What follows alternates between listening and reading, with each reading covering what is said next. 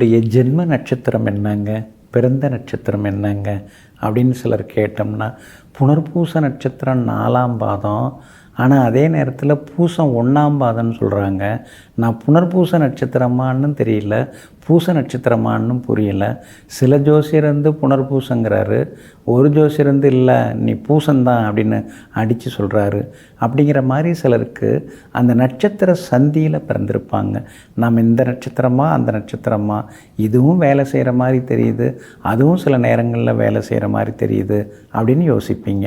இந்த மாதிரி நட்சத்திர சந்திகளில் பிறந்தாலே வந்து வாழ்க்கை வந்து சுவையாக இருக்காது, நிரந்தரமான செல்வ வளங்கள் இருக்காது. அதில் ஏதாவது குறைபாடுகள், ஏமாற்றங்கள், நல்லா இருந்தவங்க, நல்லா பேசிட்டு இருந்தவங்க திடீர்னு நம்மளை விட்டு பிரிஞ்சு போயிடுவாங்க. பகையாளியாக இருந்தவங்க அப்புறம் நடுவில் வந்து சேர்ந்துப்பாங்க. இந்த மாதிரி தொந்தரவுகள், வாழ்க்கையில் ஏற்ற இறக்கங்கள் இதெல்லாம் இருந்துன்னு இருக்குங்க. இந்த மாதிரி பாதிப்புகள் எல்லாமே விலகிறதுக்கு நட்சத்திர கோவில் அப்படின்னு ஒரு கோவில் இருக்குதுங்க. அதாவது நட்சத்திர கிரி அப்படின்னு ஒரு மலை, அந்த மலை பேரே வந்து நட்சத்திரகிரி தான் அந்த மலையினுடைய பேர். அங்கே வந்து ஸ்ரீ சுப்பிரமணிய சுவாமிகள் முருகப்பெருமான் வந்து அங்கே அருள்பாலித்துன்னு இருக்காங்க. வில்வாரணி அப்படிங்கிற ஊரில் வந்து நட்சத்திரகிரிங்கிற அந்த மலை மேலே இருக்கக்கூடிய அந்த முருகப்பெருமானை போய் நம்ம தரிசனம் செய்தோம்னா நட்சத்திர தோஷம் விலகும். இந்த நட்சத்திரமா அந்த நட்சத்திரமா அப்படிங்கிற குழப்பங்கள் எல்லாமே விலக ஆரம்பிக்குங்க. ரொம்ப ரொம்ப அற்புதமான பழமையான கோவில், பழமையான மலை மேலே அமைஞ்சிருக்குங்க. இந்த முருகப்பெருமானுக்கு ஏகப்பட்ட விசேஷங்கள் எல்லாமே உண்டுங்க. இங்கே வந்து சுயம்பு வடிவாக லிங்க திருமேனியாக இங்கே இருக்கக்கூடிய முருகப்பெருமான் செய்யாற்றின் கரை பகுதியில் அழகாக ஆட்கொண்டு நமக்கெல்லாமே வந்து அருள்வாளித்து கொண்டிருக்கிறாருங்க. கார்த்திகை பெண்கள் 6 பேரும் அப்புறம் 27 நட்சத்திரங்களும் இங்கே வந்து தினந்தோறும் முருகப்பெருமானை வழிபடுகிறார்கள். அதே மாதிரி இங்கே கருவறையில் வந்து நாகாபரணத்துடன் முருகப்பெருமான் இங்கே காட்சி தருகிறார்.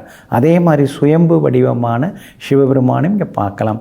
ஒரே நேரத்தில் வந்து இவங்க 2 பேரையுமே பார்க்கலாம், அப்பாவும் பிள்ளையும் பார்க்கலாம். சிவமும் ஷண்முகமும் ஒன்றுதான் அப்படிங்கிறத உணர்த்துவதற்காக இங்கே வந்து முருகப்பெருமான் காட்சி கொடுத்துருக்கார். காஞ்சி புராணம், அருணாச்சல புராணம் இந்த 2 நூல்களில் வந்து இந்த முருகப்பெருமானை பற்றி பாடல்கள் இருக்கிறது. நம்முடைய கோவில்கள்லாம் பார்த்திங்களா, ஒவ்வொரு கோவிலுக்கும் ஒரு தனி வரலாறு உண்டு.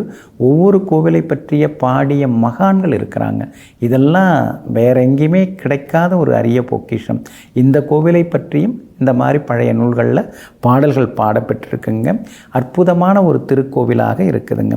சப்தரிஷிகளின் தலைகளை தெரியாமல் கொய்துவிட்ட முருகப்பெருமானுக்கு ஏற்பட்ட பிரம்மகத்தி தோஷத்தை நீக்குவதற்கு இங்கே முருகப்பெருமான், அதாவது வள்ளி தெய்வானையுடன் அமர்ந்து சிவபெருமானை வணங்கி கொண்டிருக்கிற ஸ்தலமாக இந்த அற்புதமான திருக்கோவில் அமைஞ்சிருக்குதுங்க.